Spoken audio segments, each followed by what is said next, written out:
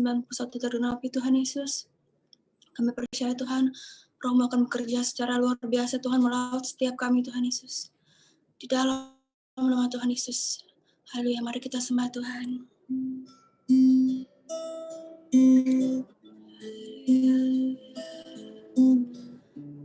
Kita angkat suara kita sembah Dia. Rapaya, shikala rapala, rapaya. Rapaya, shikala rapala.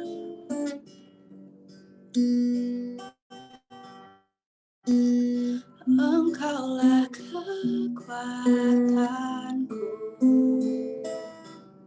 tempat perlindunganku, saat badai menerpa, aku tak akan goyah,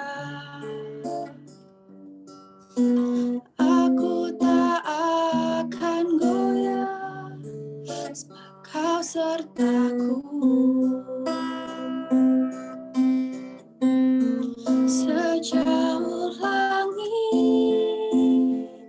dari bumi, begitu besarnya kasih-Mu. Penuhi setiap hati kami, penuhi hati kami yang rindu menyembah-Mu. Yesus, sejauh langit dari bumi, begitu besarnya kasih-Mu. Kaulah Tuhan, kekuatanku, sukacitaku. Mari kita angkat pujian dari awal. Engkaulah kekuatanku, tempat perlindunganku, saat badai menerpa, aku tak akan goyah,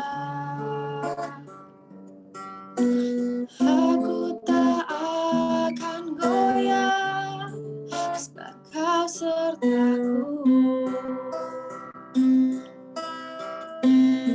Sejauh langit dari bumi, begitu besarnya kasih-Mu.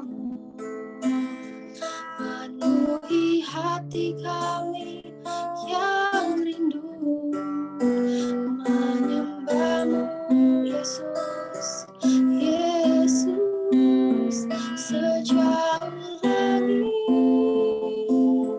dari bumi, begitu besarnya kasih-Mu. Kaulah Tuhan, Kaulah Tuhan, kekuatanku, sukacitaku. Lebih lagi kita katakan, Engkaulah kekuatanku, Engkaulah kekuatanku, tempat perlindunganku, saat badai menerpa, aku tak akan goyah, aku tak akan goyah, sebab Kau sertaku. Sejauh langit, sejauh langit dari bumi, begitu besarnya kasih-Mu. Penuhi setiap hati kami yang rindu menyembah-Mu Tuhan. Yesus, Yesus, sejauh langit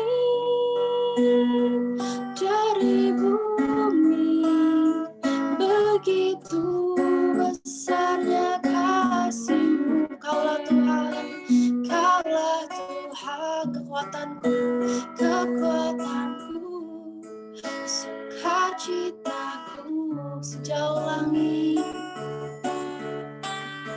sejauh langit dari bumi, begitu besarnya kasih-Mu, penuhi hati kami yang rindu menyembah-Mu, Yesus, sejauh langit dari bumi, begitu besarnya kasih-Mu, Kaulah Tuhan, kekuatanku, sukacitaku. Mari kita sembah Tuhan.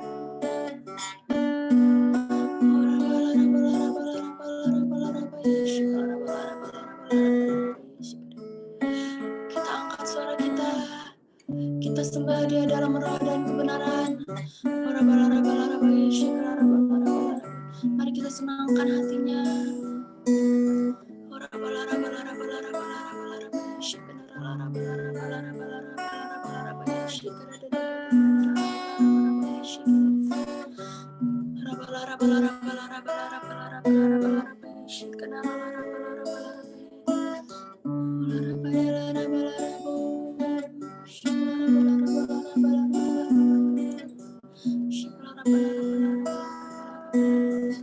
Terima kasih Tuhan atas penyertaan-Mu Tuhan. Terima kasih Tuhan atas kebaikan-Mu, perlindungan-Mu Tuhan. Kami mau terus menyembah-Mu Tuhan. Kami mau terus menyenangkan hati-Mu Tuhan.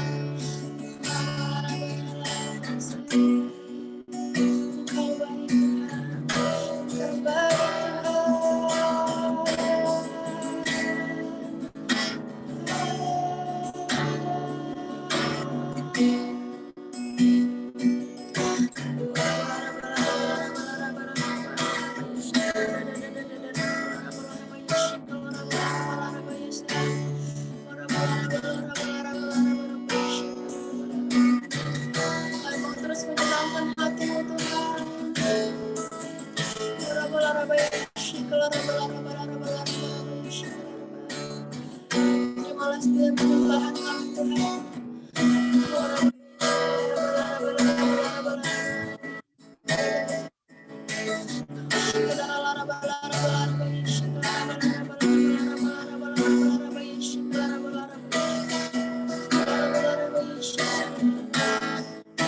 Sedalamnya hatiku Kau pun tahu, dan kasih-Mu tak jauh dalam jiwa, di dalam kesesakan, di dalam kemenangan. Ku tahu Engkau selalu bersamaku. Sekali katakan, sedalamnya hatiku Kau pun tahu, dan kasih-Mu tak jauh dalam jiwa, di dalam kemasakan, di dalam kemenangan. Ku tahu Engkau selalu bersamaku. Sedalamnya hatiku Kau pun tahu,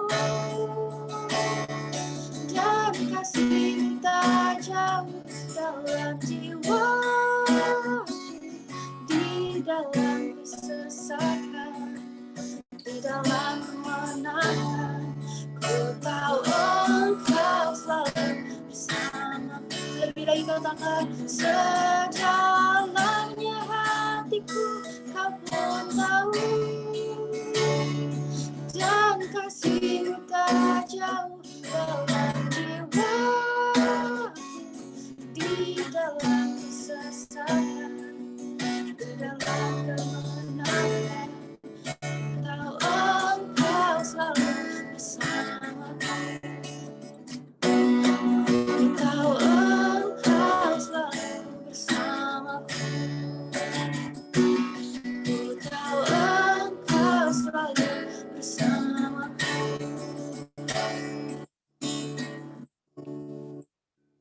Terpuji nama Tuhan, mari jemaat Tuhan sama-sama kita akan membacakan Mazmur 91 dalam lindungan Allah. Orang yang duduk dalam lindungan yang maha tinggi dan bermalang dalam naungan yang maha kuasa akan berkata kepada Tuhan, tempat perlindunganku dan kubu pertahananku, Allahku yang kupercayai. Sungguh dialah yang akan melepaskan engkau dari jerat penangkap burung, dari penyakit sampar yang busuk.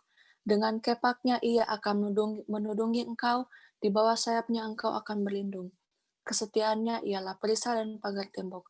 Engkau tak usah takut terhadap kedahsyatan malam, terhadap panah yang terbang di waktu siang, terhadap penyakit sampar yang berjalan di dalam gelap, terhadap penyakit menular yang mengamuk di waktu petang. Walau 1000 orang rebah di sisimu, dan 10.000 di sebelah kananmu, tetapi itu tidak akan menimpamu.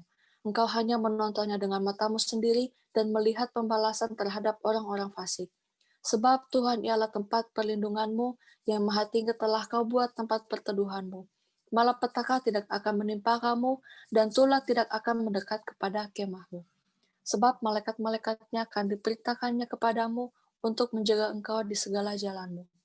Mereka akan menatang engkau di atas tangannya, supaya kakimu jangan terantuk kepada batu. Singa dan ular tedung akan kau langkahi, engkau akan menginjak anak singa dan ular naga. Sungguh hatinya melekat kepadaku, maka aku akan meluputkannya, aku akan membentenginya sebab ia mengenal namaku. Bila ia berseru kepadaku, aku akan menjawab. Aku akan menyertai dia dalam kesesakan, aku akan meluputkannya dan memuliakannya. Dengan panjang umur akan kukenyangkan dia, dan akan kuperlihatkan kepadanya keselamatan daripadaku. Amin, kami percaya Tuhan, Mazmur 91 tergenapi bagi setiap kami yang dalam lindungan-Mu Tuhan. Oh, kami sembah Tuhan. Lebih lagi kami mau masuk ke dalam hadirat-Mu Bapa.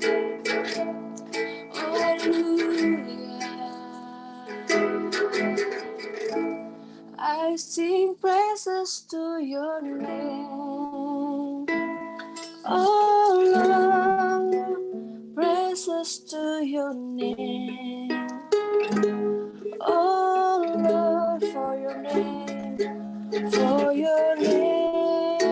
is great and worthy to be praised. I sing praises to your name,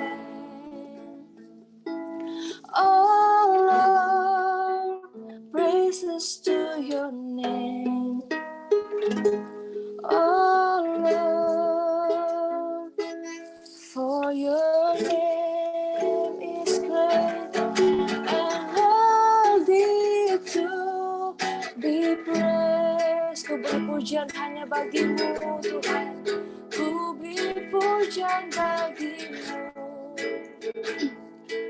Tuhan, pujian bagimu Tuhan.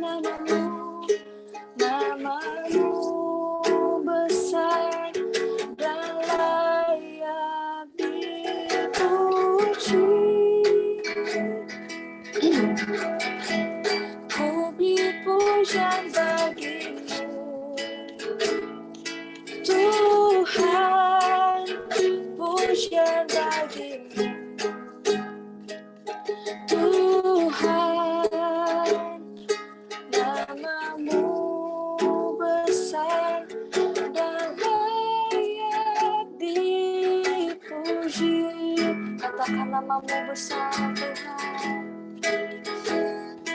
Namamu besar dan layak dipuji. Namamu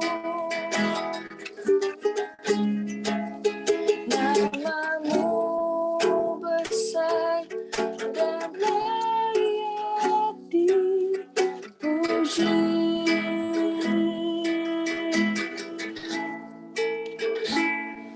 Oh God, I worship you.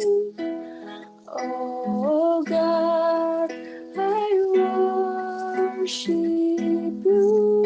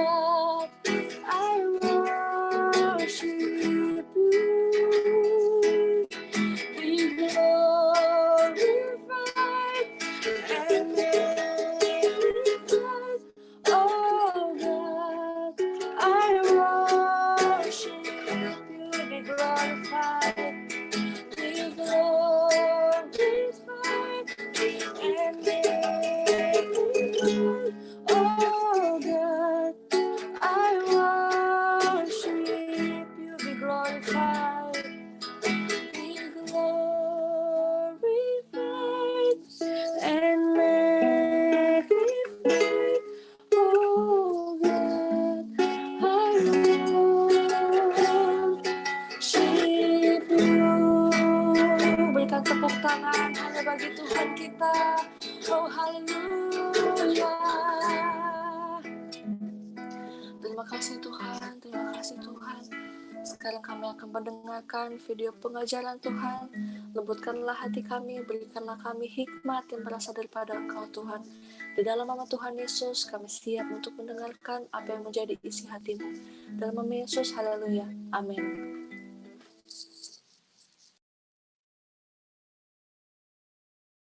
Shalom saudara, Tuhan Yesus dalam amanat agung meminta kita untuk memuridkan dan kita sendiri harus menjadi seorang murid.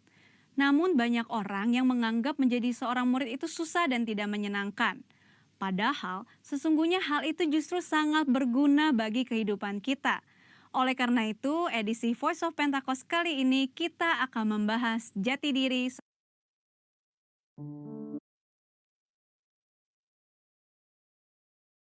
Shalom saudara, Tuhan Yesus dalam amanat agung meminta kita untuk memuridkan dan kita sendiri harus menjadi seorang murid. Namun banyak orang yang menganggap menjadi seorang murid itu susah dan tidak menyenangkan. Padahal sesungguhnya hal itu justru sangat berguna bagi kehidupan kita. Oleh karena itu, edisi Voice of Pentecost kali ini kita akan membahas jati diri seorang murid. Dalam bahasa aslinya, murid berarti seseorang yang belajar. Dalam Alkitab, memuridkan adalah cara untuk memperluas kerajaan Allah. Inilah yang Tuhan Yesus lakukan selama pelayanannya di bumi ini. Ia mengajar dan melatih murid-muridnya untuk pada akhirnya diutus menjadi saksi. Dalam kitab para rasul, kita menemukan bahwa para rasul melakukan hal yang sama dengan apa yang Tuhan Yesus lakukan. Sehingga jumlah murid semakin bertambah di seluruh dunia sampai sekarang.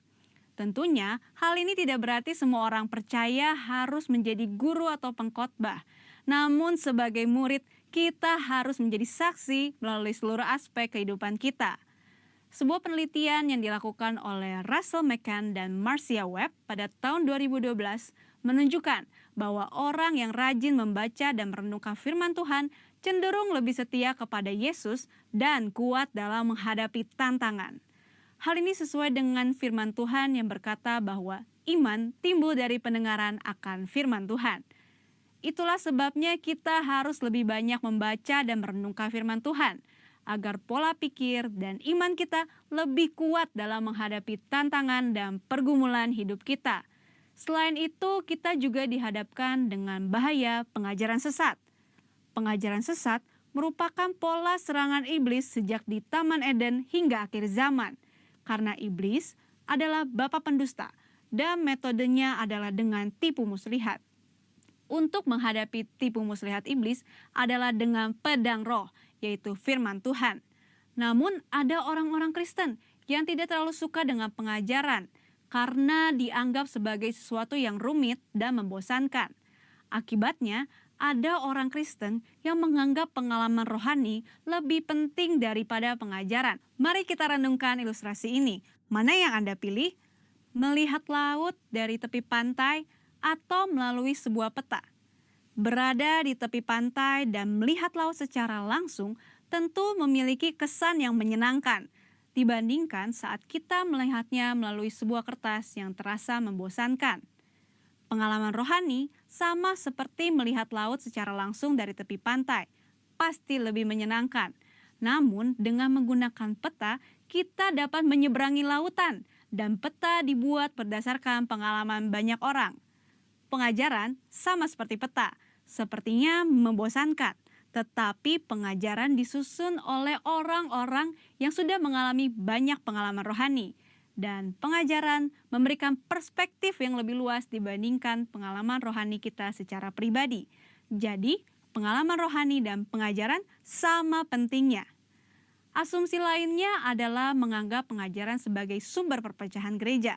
Namun, tidak semua perpecahan adalah sesuatu yang buruk, terutama ketika berhadapan dengan pengajaran yang bertentangan dengan Alkitab. Albert Mohler menggunakan istilah theological triage, yaitu metode untuk menentukan tingkat kekritisan sebuah pengajaran. Tingkat pertama, yang paling kritis, yaitu pengajaran dasar yang mempengaruhi keselamatan seseorang, yaitu pengajaran mengenai Alkitab adalah firman Tuhan, ketritunggalan Allah, ketuhanan Yesus, karya penebusan, keselamatan karena kasih karunia melalui iman hanya kepada Yesus Kristus. Pada tingkatan ini, maka perbedaan pengajaran sekecil apapun tidak dapat ditoleransi, sehingga penolakan dan perpecahan dapat diterima, bahkan mungkin harus terjadi dan tidak dapat dihindari. Tingkat kedua adalah pengajaran yang tidak mempengaruhi keselamatan, namun berpotensi memisahkan gereja. Contohnya, pengajaran mengenai kepastian keselamatan, metode baptisan air, serta baptisan dan karunia Roh Kudus. Mungkin saja kita memiliki doktrin yang berbeda dengan gereja non-Pentakosta, namun kita tidak dapat mengatakan bahwa mereka tidak diselamatkan selama mereka percaya kepada Yesus Kristus sebagai Tuhan dan Juru Selamat. Tingkat ketiga, pengajaran yang berbeda namun tidak esensial untuk memisahkan gereja, seperti pengajaran mengenai urutan peristiwa Second Coming dan akhir zaman. Tanpa mengenali tingkat kekritisan pengajaran ini, maka kemungkinannya perbedaan pengajaran sekecil apapun dapat mengakibatkan perpecahan. Di sisi lain, terjadi kompromi yang berbahaya ketika pengajaran yang bertolak belakang diterima di dalam gereja. Lalu, apa langkah praktis yang harus kita lakukan untuk menjadi seorang murid yang sejati? Mulailah dengan membaca Alkitab setiap hari, mendengarkan khotbah dan pengajaran yang sehat dari gereja, serta mengikuti kelas-kelas pengajaran KOM di gereja kita. Ingat, seorang murid itu belajar. Belajar adalah sebuah usaha yang memerlukan ketekunan. Tuhan menegur bahkan mengutuk orang yang malas, baik yang malas bekerja maupun yang malas belajar. Marilah kita bertekun dalam pengajaran, dan Tuhan berjanji akan mempertajam telinga kita sebagai seorang murid. Maranatha, Tuhan Yesus memberkati.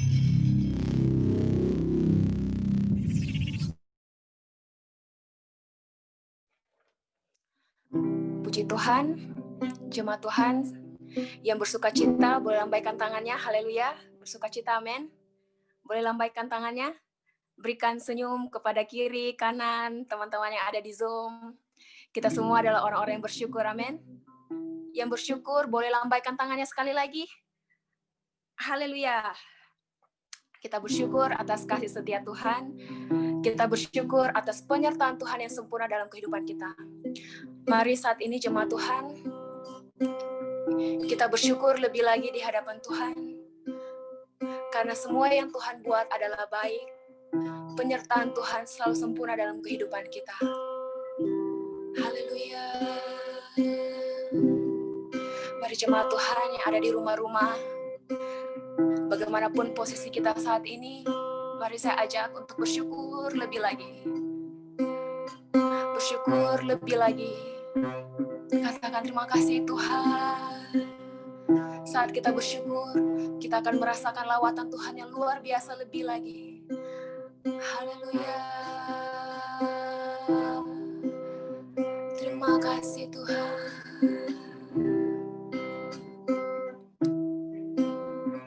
Bila ku melihat apa yang Kau buat di dalam hidupku ini, hanya air mata. Hanya air mata, tanda sukacita mengalir di hidupku.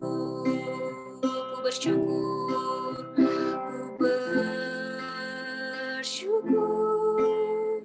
ku bersyukur atas kebaikan-Mu, Yesus. Ku bersyukur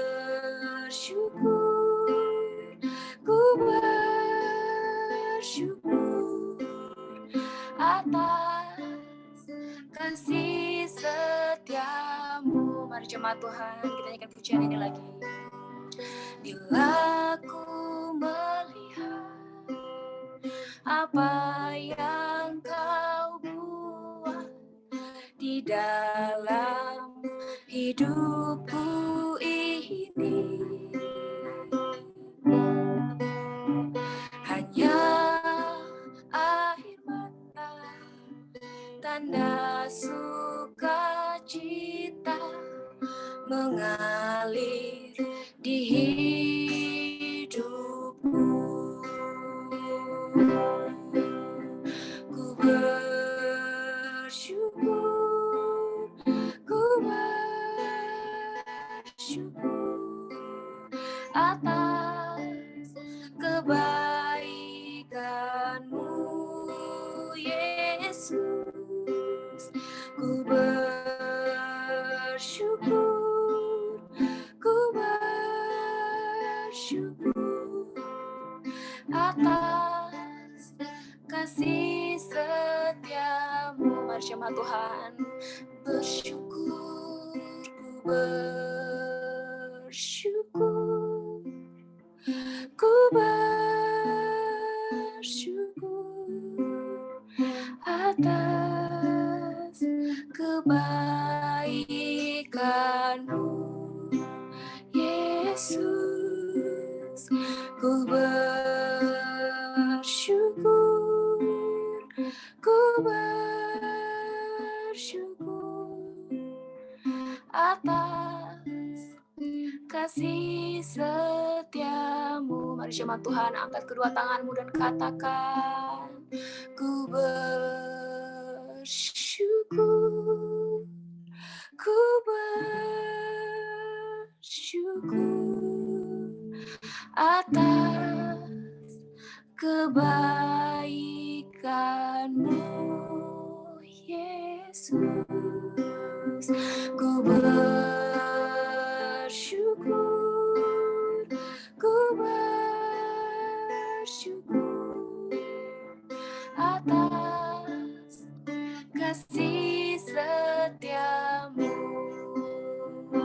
Haleluya, ku bersyukur, ku bersyukur, ku bersyukur atas kebaikan-Mu, Yesus. Ku bersyukur, ku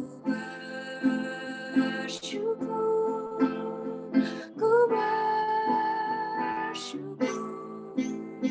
atas kasih setia-Mu. Haleluya. Terima kasih Tuhan, kami bersyukur Tuhan buat penyertaan-Mu Tuhan, buat campur tangan-Mu Tuhan, kuasa-Mu yang buat kami bertahan sampai hari ini Tuhan. Terima kasih Tuhan, terima kasih Tuhan, terima kasih Tuhan. Mari jemaat Tuhan bersyukur, bersyukur, bersyukur, bersyukur.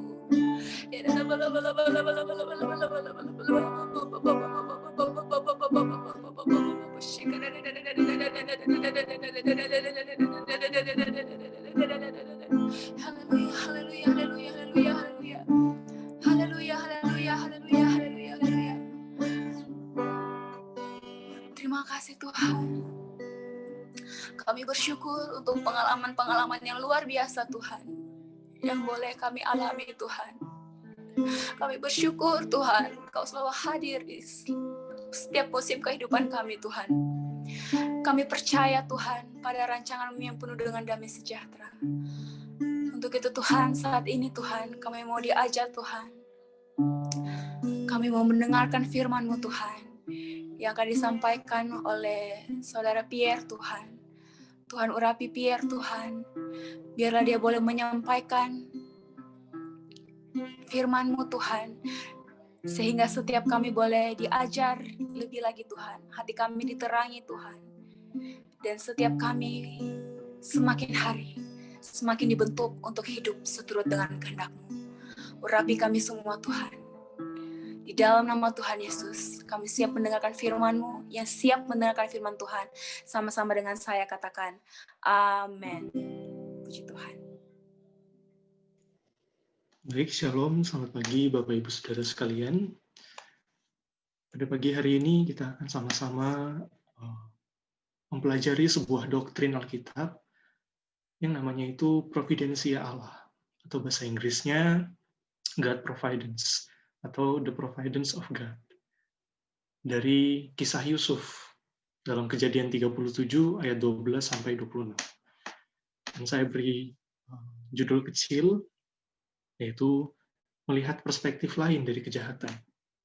Jadi saudara-saudara, ketika kita berpikir tentang kejahatan, pasti tidak ada yang senang dengan kejahatan.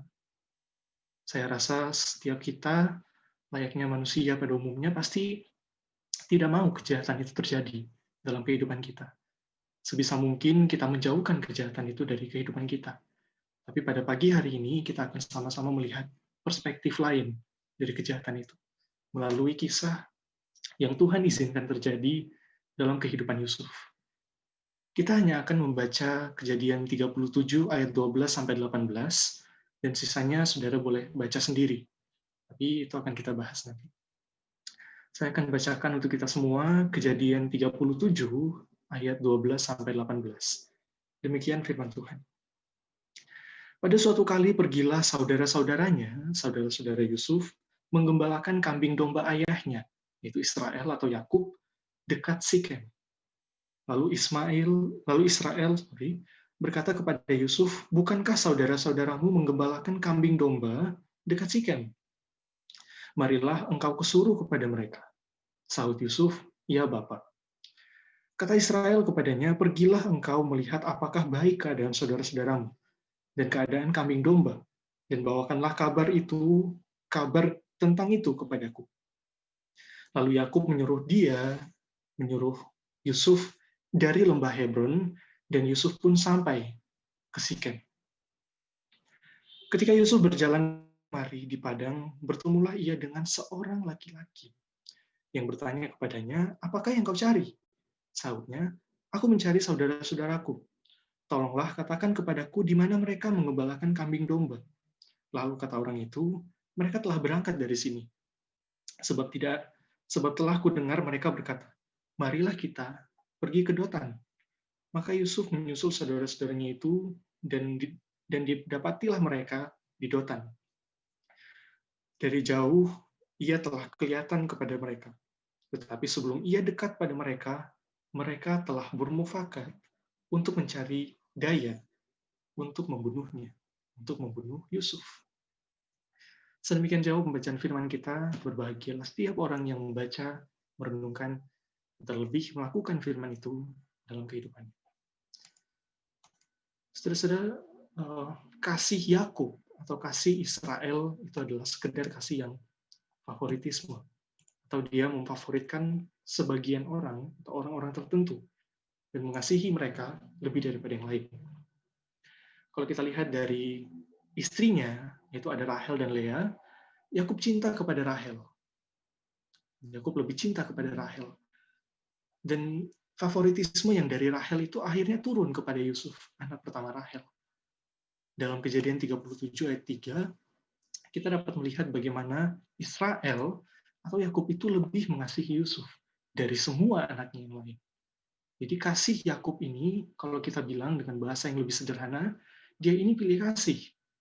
Dia lebih mengasihi Rahel daripada Lea, dan dia lebih mengasihi Yusuf daripada semua anaknya yang lain. Karena Yusuf adalah anak dari Rahel, istri kesayangannya. Saudara-saudara, dalam Kejadian 37 ayat 1 sampai 11, ini adalah kisah pertama Yusuf, di mana dia diceritakan sedikit latar belakang dari Yusuf, dan juga bagaimana Yakub begitu mengasihi Yusuf, dan juga mimpi yang Yusuf terima. Dan saudara-saudara, kalau kita lihat dalam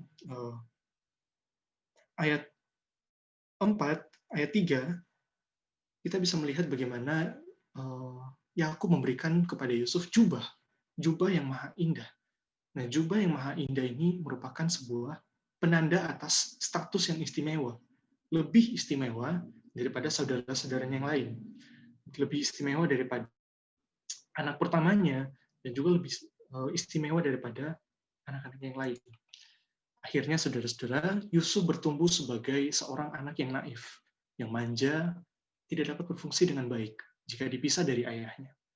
Ia terlalu terbiasa dengan keadaan yang menerima kasih yang berlimpah dari ayahnya. Saudara-saudara, dalam kisah ini, Kejadian 37 ayat 12 saja, sebenarnya ada satu yang aneh. Kalau kita lihat, yang menggembalakan domba itu adalah saudara-saudara yang lain dan bukan Yusuf. Nah, saudara-saudara, ini adalah hal yang tidak wajar sebenarnya. Kalau kita lihat dari kisah Daud, Daud adalah anak terakhir kan. Tapi yang menggembalakan domba adalah Daud dan bukan saudaranya. Saudaranya yang lain tinggal di rumah. Nah, seharusnya adalah seperti itu. Anak bungsulah yang pergi menggembalakan domba. Tapi kebalikannya, Yusuf ini justru dia yang tinggal di rumah. Dan saudara-saudaranya yang lain pergi menggembalakan domba. Nah, dari sini kita bisa melihat satu lagi hak istimewa yang diberikan oleh Yakub kepada Yusuf. Akhirnya Yusuf bertumbuh sebagai seorang yang manja. Kemudian saudara-saudara dalam ayat 5 sampai ayat 11 dalam Kejadian 37 kita bisa melihat mimpi Yusuf. Mimpinya itu ada dua, saudara-saudara bisa baca sendiri mimpi itu, tapi saudara-saudara dalam konteks Perjanjian Lama, kalau kita membaca teks-teks Perjanjian Lama dengan yang berbicara soal mimpi, itu tidak bisa kita tafsirkan secara gamblang atau secara literal. Mimpi dalam konteks masa itu dianggap sebagai sebuah penglihatan yang berasal dari dunia ilahi. Oleh karena itu sangat memerlukan seorang penafsir. Tidak bisa ditafsirkan secara literal atau secara langsung. Itu harus ditafsirkan oleh seorang penafsir. Karena bisa jadi, meskipun simbolnya itu sangat jelas, tapi maknanya itu bisa bertentangan dengan itu. Oleh karena itu, diperlukan seorang penafsir mimpi. Oleh karena itu, ketika saudara-saudara baca Perjanjian Lama khususnya, dan ketemu mimpi-mimpi atau penglihatan-penglihatan, sebaiknya jangan terlalu buru-buru untuk kita langsung menafsirkan mimpi itu. Kita perlu melihat pandangan-pandangan dari para ahli yang sudah menggali firman Tuhan tersebut. Nah, saudara-saudara, mimpi Yusuf ini kalau kita lihat dari mimpi yang keduanya, itu mimpinya seperti ini. Ada matahari, bulan, dan juga bintang sujud menyembah kepadanya. Nah, saudara-saudara, matahari dan bulan itu digambarkan sebagai orang tua dari Yusuf, ayah dan ibunya. Dan bintang-bintang itu adalah saudaranya. Dan dari mimpi itu mereka sujud menyembah kepada Yusuf. Saudara-saudara, mimpi Yusuf ini tidak berarti bahwa ia ingin berkuasa atas saudara-saudaranya. Atau dia ingin disembah dalam artian yang negatif, tapi melainkan mimpi ini mengindikasikan ketergantungan mereka kepada Yusuf, ketergantungan para saudaranya, dan bahkan orang tuanya kepada Yusuf. Namun tidak seorang pun dari mereka yang menyangka bahwa suatu saat nanti hidup mereka akan bergantung kepada Yusuf. Nah, kita akan kembali kepada poin ini nanti, tapi saudara-saudara, kita bisa melihat di ayat 11, maka iri hatilah saudara-saudaranya kepadanya. Iri hatilah saudara-saudara Yusuf kepada Yusuf. Tetapi ayahnya menyimpan hal itu dari dalam hatinya. Saudara-saudara, saking bencinya, saudara-saudaranya ini ingin membunuh Yusuf. Kalau kita baca di ayat 18 tadi, mereka merencanakan sebuah pembunuhan terhadap Yusuf. Mereka mau membunuh Yusuf karena mereka benci kepadanya. Karena Yusuf ini begitu dikasihi oleh bapaknya. Dan juga terlebih lagi karena mimpi itu. Mereka tidak senang dengan Yusuf. Akhirnya ketika mereka pergi mengembalakan domba, Yakub menyuruh Yusuf, atau Israel menyuruh Yusuf, untuk pergi melihat keadaan mereka dan melaporkan keadaan mereka ke Yusuf. Nah, saudara-saudara, kira-kira seperti ini peta perjalanan Yusuf. Mereka rumahnya di lembah Hebron, dan awalnya dia disuruh pergi ke Sikem. Nah, jarak lembah Hebron dan juga Sikem ini adalah 50 mil, sekitar segitu, 50 mil. Dibutuhkan waktu selama untuk Yusuf agar bisa sampai ke Sikem ini. Dan ketika dia sampai di sana, apa yang ditemukan oleh Yusuf? Tidak ada. Tidak ada saudaranya. Saudara-saudaranya tidak ada di Sikem. Tetapi pada saat itu, dia bertemu dengan seorang laki-laki yang tidak disebutkan namanya.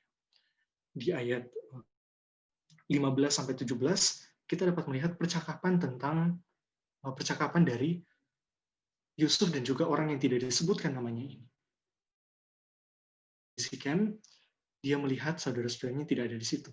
Dan kemudian dia bertemu dengan seorang laki-laki dan seorang laki-laki itu berkata kepada saudaranya ada di Dotan. Nah, jarak Sikem dan Dotan ini adalah sekitar 14 mil. Jadi sudah tidak seperti Hebron ke Sikem, dan tidak selama perjalanan dari Hebron ke Sikem. Nah, saudara-saudara, kisah tentang laki-laki yang tidak disebutkan namanya ini, kalau kita hilangkan dari seluruh narasi tentang Yusuf ini, kita tidak akan makna dari kisah ini. Maksudnya kalau kita skip bagian dari Yusuf, percakapan Yusuf dengan lelaki yang tidak bernama ini, kita tidak akan kehilangan esensi dari kisah ini. Tapi saudara-saudara, ada tujuan tertentu yang Tuhan taruh dalam hati Abraham, dalam hati Musa sebagai penulis 5 kitab Pentatuk, yaitu Kejadian, Keluaran, Imamat, Bilangan, Ulangan, untuk menempatkan teks ini, percakapan Yusuf dengan laki-laki yang tidak bernama ini. Nah, apakah makna dari pertemuan Yusuf dengan laki-laki yang tidak bernama ini? Saudara-saudara, dalam narasi Perjanjian Lama, dalam Kejadian khususnya, pria yang tidak bernama itu biasanya adalah malaikat. Kita dapat lihat dalam Kejadian 18 ayat 2, itu adalah pertemuan Abraham dengan 3 orang laki-laki yang tidak disebutkan namanya.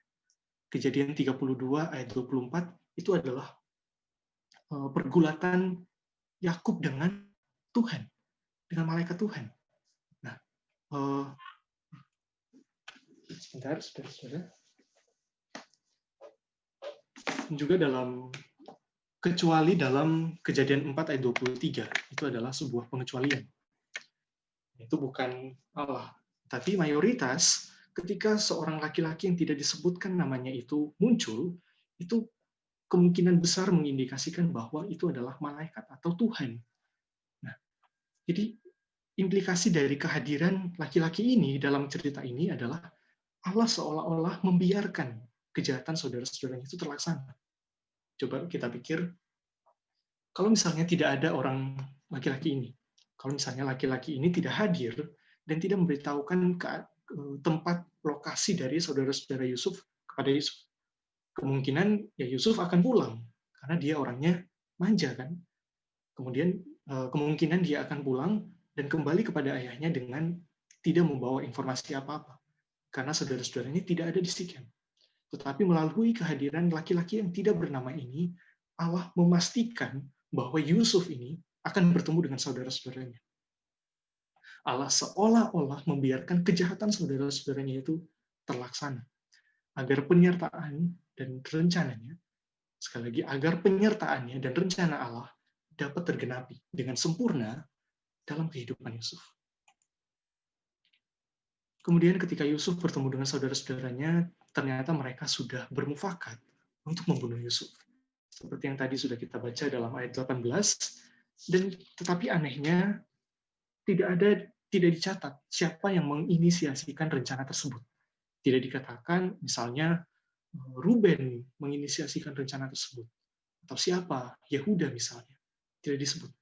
Nah, hal ini menunjukkan bahwa keinginan untuk membunuh Yusuf itu bukan keinginan 1 atau 2 orang, bukan keinginan 1 atau 2 orang saudara mereka, tetapi keinginan untuk membunuh Yusuf itu adalah keinginan seluruh saudara-saudara Yusuf.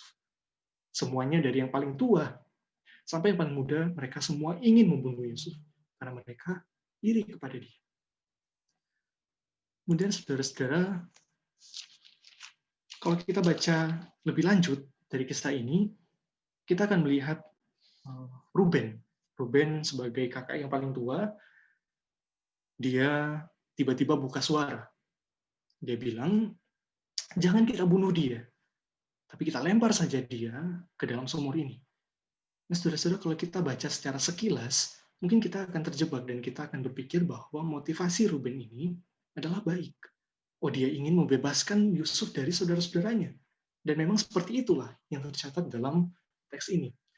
Tapi saudara-saudaranya, inilah pentingnya kenapa kita harus baca Alkitab dalam keseluruhan konteksnya.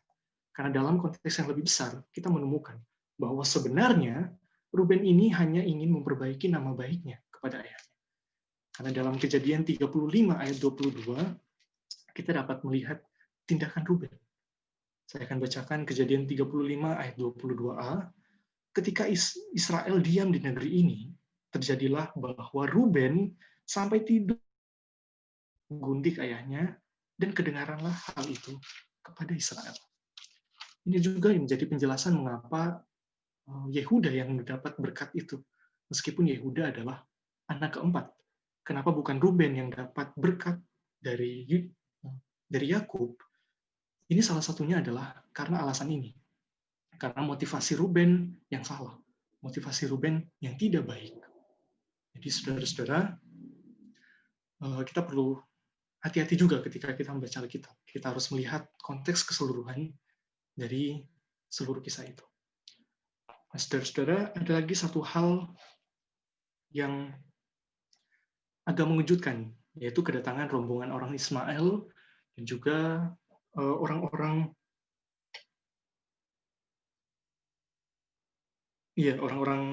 Ismail yang mereka ingin pergi ke Mesir.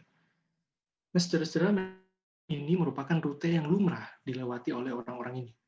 Ini bukan hal yang mengejutkan, tapi waktu atau timing dari kedatangan orang-orang ini adalah sangat luar biasa. Ketika Yusuf dibuang dan ketika Ruben pergi, orang-orang ini datang. Orang-orang ini datang dan kemudian Yehuda memberi usul untuk menjual Yusuf kepada mereka. Nah, jadi saudara-saudara, ini bukan kalau kita melihat dari kedatangan orang-orang Ismail ini bukan sebuah kebetulan. Tapi waktu dari kedatangan mereka ini, itu adalah satu hal yang luar biasa. Bagaimana mereka dapat datang dan lewat di situ pas ketika Yusuf dibuang ke dalam sumur.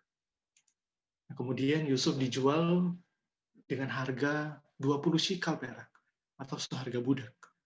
Dengan kata lain, saudara-saudaranya menjual Yusuf sebagai budak. Dia tidak lagi dianggap sebagai saudara mereka, tapi dia dianggap sebagai seorang budak oleh saudara-saudaranya. Kemudian Ruben kembali, tidak dicatat dia pergi kemana, dan ketika dia mengetahui keadaan Yusuf, dia berkabung. Dia mengoyakkan bajunya, dan dia berkata, anak itu tidak ada lagi, kemanakah aku ini? Itu dalam ayat 30. Saudara-saudara, ini menguatkan argumen yang tadi, bahwa sesungguhnya motivasi Ruben ini hanyalah untuk membersihkan nama baiknya. Ketika Yusuf itu hilang, dia menjadi sangat sedih karena kesempatannya hilang. Kemudian mereka merencanakan sebuah kejahatan lagi. Mereka mau menipu ayah mereka. Jubah yang tadinya, jubah istimewa Yusuf itu dilumuri dengan darah, dan mereka pergi kepada ayahnya, yaitu Yakub, lalu berkata kepada Yakub bahwa Yusuf ini telah mati, diterkam oleh binatang buas. Akhirnya Yakub berkabung, dan dia tidak mau dihibur oleh anak-anaknya, karena dia sudah kehilangan anak kesayangannya. Anak kesayangannya dari seluruh anaknya yang lain. Saudara-saudara, kalau dalam akhir narasi ini, yaitu ayat 36, nama Yusuf kembali lagi disebutkan. Ayat 36, adapun Yusuf, ia dijual oleh orang Midian, itu ke Mesir, kepada Potifar, seorang pegawai istana Firaun, kepala pegawai raja. Nah, saudara-saudara, sebenarnya ayat 36 ini menandakan bahwa Allah tidak meninggalkan Yusuf. Sekalipun Yusuf telah dijual ke Mesir sebagai budak, tapi Allah tidak melupakan Yusuf. Nama Yusuf tetap tercatat dalam akhir narasi ini. Allah tetap menyertai Yusuf. Saudara-saudara, providensia Allah itu adalah karya di mana Allah memelihara kelangsungan hidup serta mempertahankan tetap adanya ciptaannya, termasuk Allah secara aktif beroperasi di dalam jalannya sejarah alam semesta ini, serta mengelola segala sesuatu menuju pada titik yang telah ditetapkannya. Saudara-saudara, kejahatan itu diizinkan terjadi oleh Allah kepada Yusuf untuk mendatangkan suatu kebaikan yang lebih besar atau greater good. Allah mengizinkan hal itu terjadi, meskipun dalam hal terkecil sekalipun Allah bekerja. Tidak ada suatu kebetulan. Dalam Alkitab kita tidak mengenal yang namanya kebetulan. Tetapi yang ada itu hanyalah providensia Allah. Kehadiran Allah, penyertaan Allah, pekerjaan Allah. Itulah yang ada. Tidak ada yang namanya kebetulan. Allah memastikan rencananya itu terjadi kepada Yusuf melalui kehadiran pria yang tidak bernama itu, yang memastikan Yusuf pergi ke Dotan dan bertemu dengan saudaranya, melalui Yehuda yang menginisiasikan agar Yusuf dijual kepada orang Mesir dan tidak dikembalikan kepada ayahnya seturut dengan rencananya Ruben, dan juga Allah tetap tidak meninggalkan Yusuf, dan Allah bekerja untuk mendatangkan kebaikan dalam kehidupan Yusuf. Saudara-saudara, kita dapat melihat penyertaan Allah dalam kisah Yusuf. Kalau kita membaca kisah ini sampai habis, yaitu sampai kejadian 50, kita dapat melihat bahwa dalam ketetapannya Allah mengizinkan Yusuf mengalami setiap proses pembentukannya. Namun Allah tidak pernah meninggalkan Yusuf. Dalam hal terkecil sekalipun, Allah tetap bekerja untuk mendatangkan kebaikan. Allah memastikan Yusuf dihubungkan dengan saudara-saudaranya, meskipun mereka mereka-rekakan kejahatan kepada Yusuf. Saudara-saudara, kalau kita masih ingat mimpi Yusuf yang tadi, saudara-saudaranya, bahkan ayah dan ibunya, pasti tidak menyangka bahwa suatu hari nanti mereka akan bergantung kepada Yusuf. Kehidupan mereka akan bergantung kepada Yusuf. Hidup dan mati mereka ada di tangan Yusuf. Tapi saudara-saudara, melalui segala hal yang terjadi, melalui hal yang Allah izinkan terjadi, Allah memelihara kehidupan mereka. Allah memelihara kehidupan Yusuf dan keluarganya. Coba kita bayangkan kalau misalnya kejahatan itu, yaitu Yusuf dijual kepada orang-orang Mesir, itu tidak terjadi.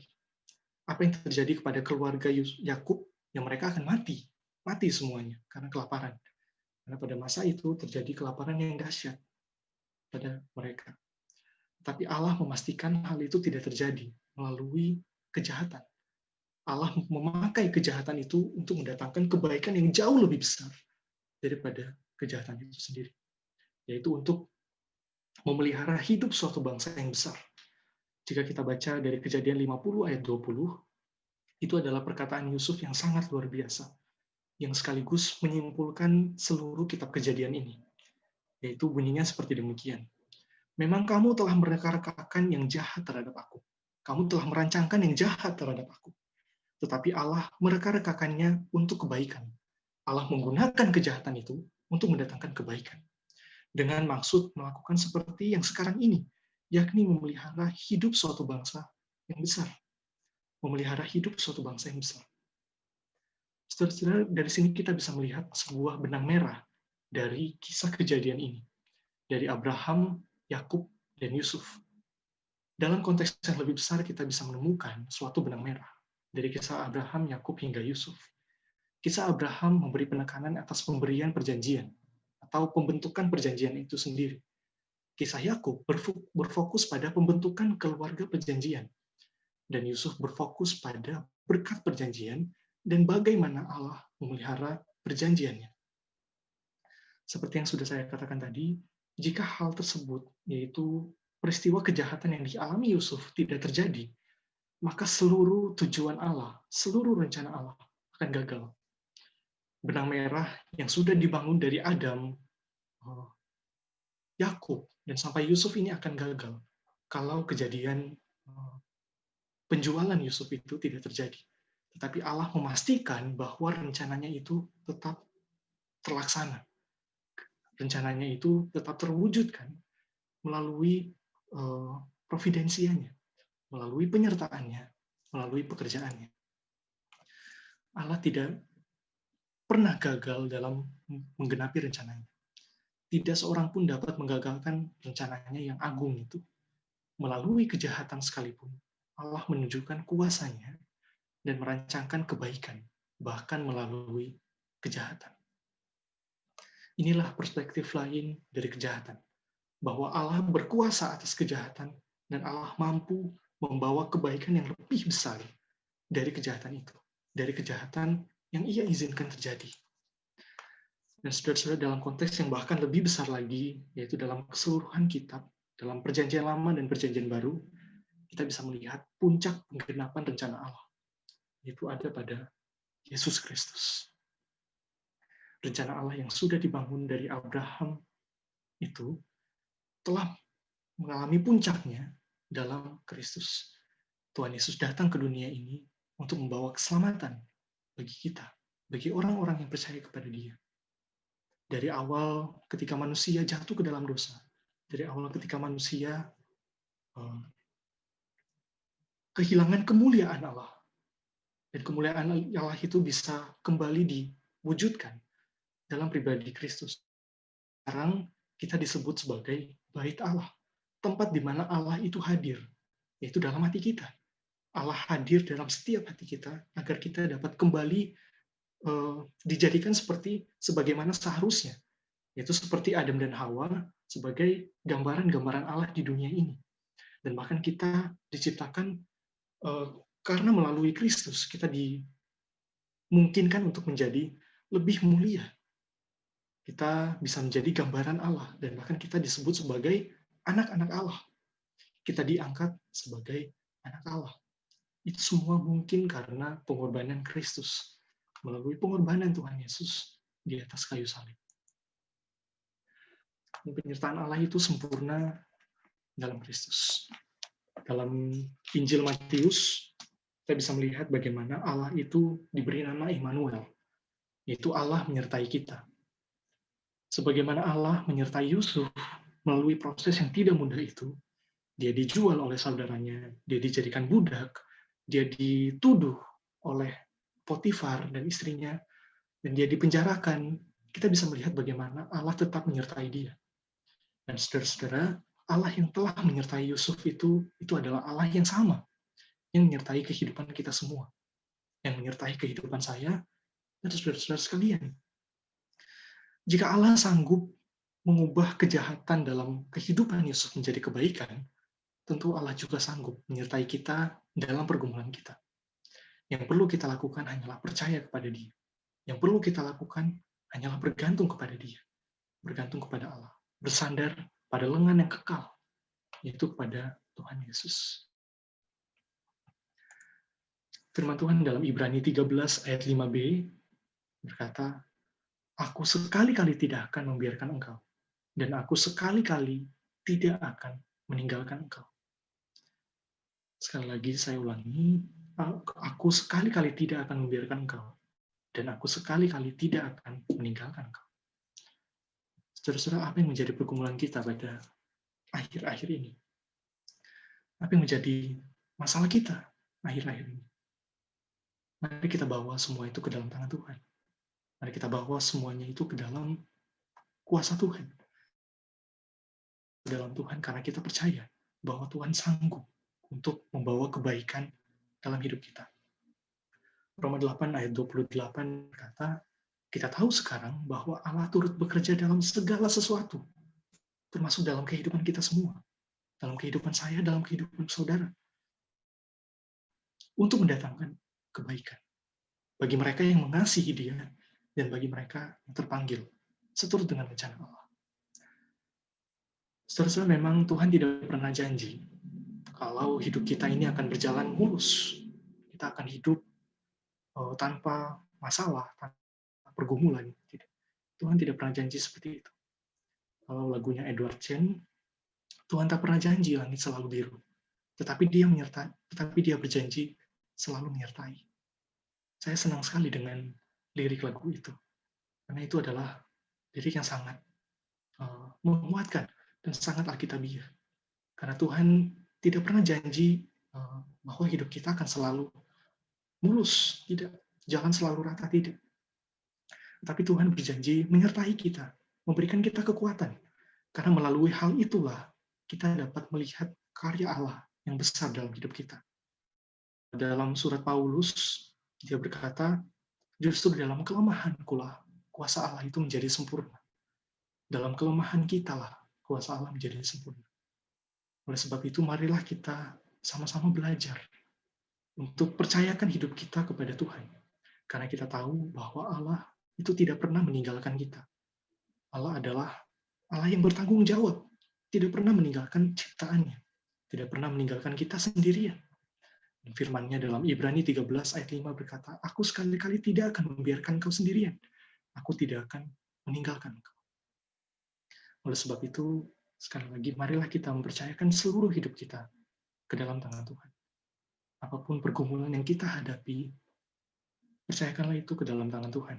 Percayalah bahwa Allah sanggup bekerja untuk mendatangkan kebaikan. Mari kita berdoa. Kami bersyukur Tuhan atas penyertaan-Mu. Kami bersyukur Tuhan atas kebaikan-Mu. Kami bersyukur atas providensi-Mu, atas hidup kami, atas keberlangsungan hidup manusia ya Tuhan. Kalau tadi kami bisa melihat bagaimana melalui kehidupan Yusuf, Engkau bekerja untuk mendatangkan kebaikan.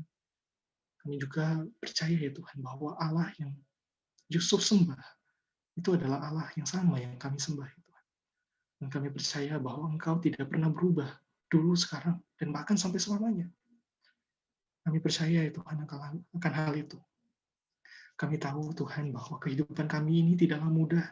Ada begitu banyak pergumulan yang kami harus hadapi. Tapi melalui semua itu, ajarlah kami untuk percaya agar kami selalu mempercayakan hidup kami hanya ke dalam tangan-Mu ya Tuhan. Kami tahu Tuhan, pada kesudahan segala ini, Engkau akan menunjukkan kemuliaan-Mu secara sempurna. Ketika kedatangan-Mu yang kedua kali, yaitu Engkau akan menghapuskan segala air mata. Engkau akan mengakhiri kejahatan itu ya Tuhan. Dan akan mendirikan kerajaan 1000 tahun, di mana Engkau dapat bertata dan kami bisa menikmati yang manis dengan Engkau ya Tuhan. Kami sungguh menantikan hal itu ya Tuhan.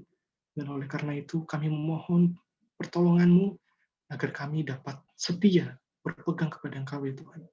Ajar kami agar kami dapat setia berpegang dalam iman percaya kami kepadamu.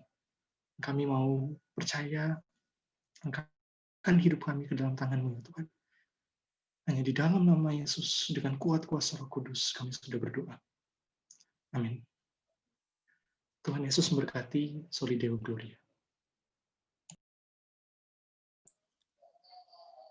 Puji Tuhan, terima kasih kepada Saudara Pierre yang telah menyampaikan firman Tuhan. Jemaat Tuhan, mari saat ini kita deklarasikan Pentakosta ketiga. Mari kita tegakkan pundak kita, amin. Kita mau deklarasikan Pentakosta ketiga dengan penuh iman. Kita sama-sama bersuara di tempat kita masing-masing. Kita mulai. Pentakosta ketiga. 1. Pentakosta ketiga adalah pencurahan Roh Kudus yang dahsyat di zaman now, melebihi yang terjadi di Azusa Street. 2. Pentakosta ketiga akan mengakibatkan penuaian jiwa yang terbesar dan yang terakhir sebelum Tuhan Yesus datang kembali.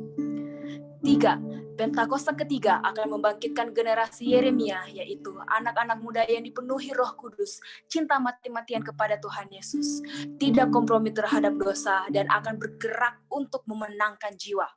4. Pentakosta ketiga lahir di Indonesia dan bergerak ke bangsa-bangsa. Gerakan ini dari timur ke barat dan akan kembali ke Yerusalem. 5. Pentakosta ketiga akan memberikan kuasa untuk menyelesaikan amanat agung dan setelah itu Tuhan Yesus datang kembali. Yang percaya bersama-sama dengan saya katakan amin. Haleluya. Mari kita sembah Tuhan. Terima kasih Tuhan, kami percaya Tuhan lawatan-Mu dahsyat terjadi atas Indonesia. Mari jemaat Tuhan, saat ini kita bersatu hati, kita berdoa dengan hati yang sungguh-sungguh. Kita berdoa kepada Tuhan untuk Indonesia, untuk bangsa kita, untuk provinsi kita, untuk kota kita, di dalam nama Tuhan Yesus. Mari jemaat Tuhan, buka suaramu, angkat suaramu, mari kita sembah Tuhan. Kita berdoa bagi Indonesia, bagi Sulawesi Tengah, bagi kota Palu. Haleluya, haleluya, haleluya, haleluya, haleluya, haleluya, haleluya, haleluya, haleluya Tuhan. Mari jemaat Tuhan. Kita angkat tangan kita untuk Indonesia, untuk kota Palu, untuk Sulawesi Tengah dalam nama Tuhan Yesus. Haleluya, kami percaya Tuhan, lawatan-Mu dahsyat Tuhan, lawatan-Mu dahsyat Tuhan, lawatan-Mu dahsyat untuk Indonesia Tuhan. Kami percaya Engkau turut bekerja atas segala sesuatu yang terjadi di Indonesia Tuhan. Terima kasih Tuhan, berkati presiden kami Tuhan. Berkati presiden kami Tuhan, lindungi hamba-Mu Tuhan. Lindungi hamba-Mu Tuhan, berkati para menteri Tuhan. Berkati kepala-kepala daerah Tuhan.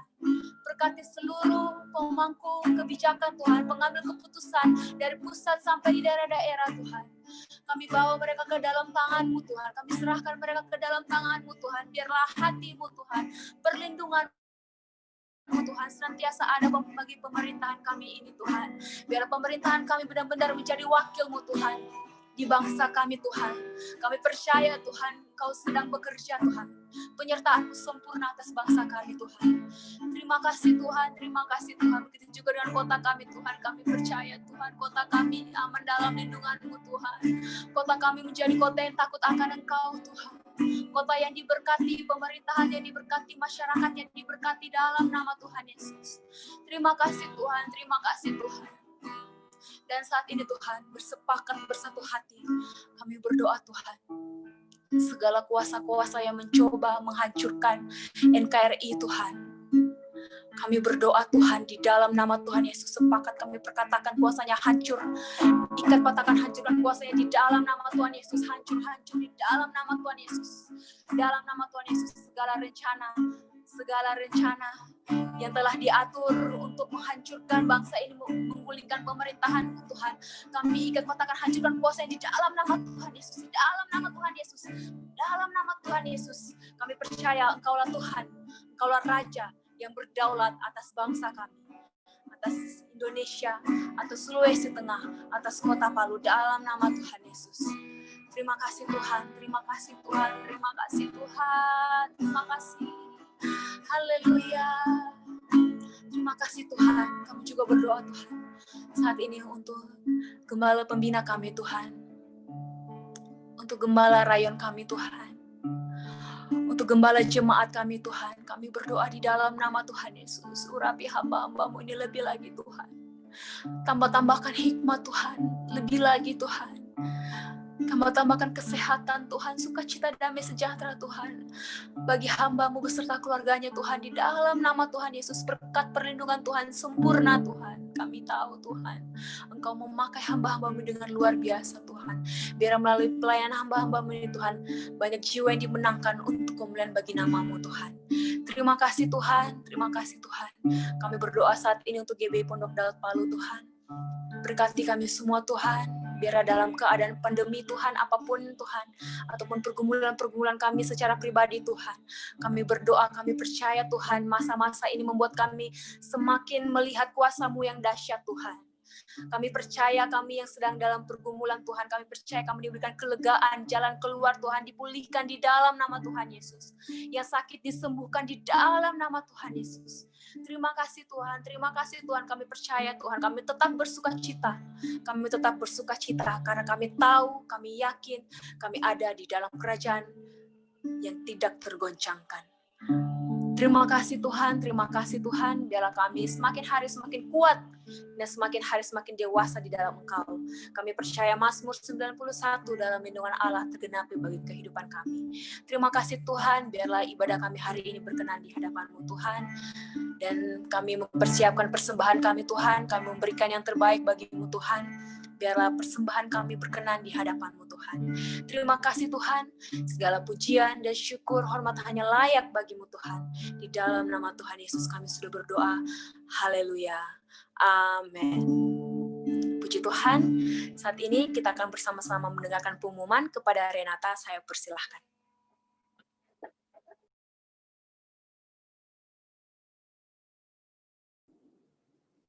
Shalom jemaat Tuhan. Kami mengucapkan selamat hari Minggu. Kami juga mengucapkan terima kasih buat Saudara Pierre yang telah memberitakan firman Tuhan. Biarlah Tuhan terus berkati berlimpah-limpah, apapun yang dikerjakan Tuhan buat berhasil.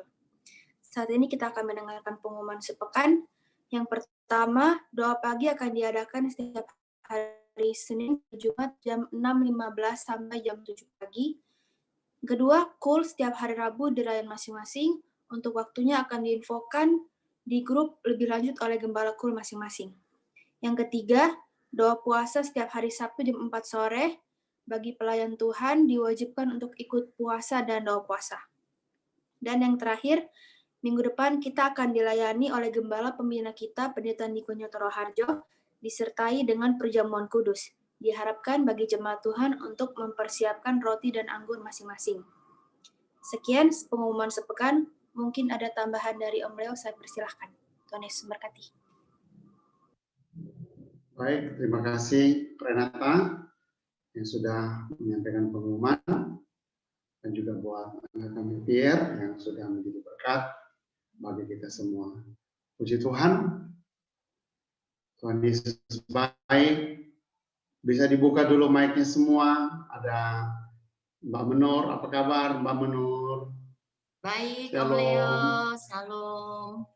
Ya, puji Tuhan. Juan, apa kabar? Shalom Om Leo, puji Tuhan, baik. Nuri dan Ricky, Nuri and Chris, apa kabar? Shalom, puji Tuhan, baik Om Leo. Shalom. Ono. Shalom Om Leo. Shalom. Omi Pierre, shalom. Kadinam, shalom. Riva, shalom. Shalom. Susan, Tante Aceh, Niken, Intan Angeli Renta, Shalom. shalom. Keluarga Cemara, keluarga ceria. Apa kabar semua? Tuhan Yesus baik. Lala, Ellen, Oma, Ucan. Puji Tuhan, kita bersyukur kita bisa sama-sama beribadah walaupun lewat Zoom, tapi tidak mengurangi sukacita kita bersama-sama dalam keluarga Pondok Daud. Mari kita akhiri ibadah, kita angkat satu pujian, Tuhan. Kau tunjukkan kasih setiamu, kau menyediakan yang ku perlu. Kau setia, kau mulia, dulu, sekarang, dan selamanya. Kau tunjukkan kasih setiamu, kau menyediakan yang ku perlu. Kau setia, kau mulia, Bapa, kau setia. Kau setia, kau mulia, Bapa, kau setia. Sembah Tuhan, haleluya. Puji Tuhan, terima kasih. Haleluya. Glory, haleluya. Segala puji syukur kami kembalikan kepada-Mu. Saatnya kami akan mengakhiri ibadah kami, Tuhan. Kami bersyukur buat perlindungan-Mu yang sempurna bagi setiap kami, penyertaan-Mu yang sempurna. Walaupun hal-hal yang dalam tanda kutip kejahatan atau apapun yang tidak baik mungkin sedang kami alami, tetapi kami percaya Allah merancangkan hal-hal yang baik bagi kami. Ada penyertaan Tuhan. Tuhan menyertai setiap kami. Tuhan tidak pernah meninggalkan kami berjalan sendiri. Apapun yang menjadi persoalan, salah dalam kehidupan kami, kami percaya ada Tuhan bersama kami dan Tuhan tidak pernah meninggalkan kami sendiri. Terpujilah Engkau Raja di atas segala raja. Saatnya sebelum kami mengakhiri ibadah Zoom ini, mari arahkan hatimu kepada Tuhan.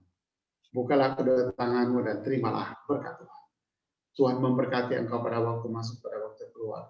Tuhan akan mengangkat engkau terus naik menjadi kepala, bukan ekor. Kekuatan, kesehatan, umur panjang menjadi bagian engkau. Apa saja yang engkau lakukan dengan takut akan Tuhan, Tuhan akan buat semuanya berhasil. Kiranya damai sejahtera oleh kuat kuasa dari Roh yang Kudus menyertai engkau. Mulai hari ini sampai Maranatha, Tuhan Yesus datang kedua kali. Yang percaya dan diberkati Tuhan, sama-sama katakan amin. Puji Tuhan. Puji Tuhan. Shalom semua. Terima kasih sudah sama-sama kita beribadah. Shalom, puji Tuhan. Shalom, selamat hari Minggu.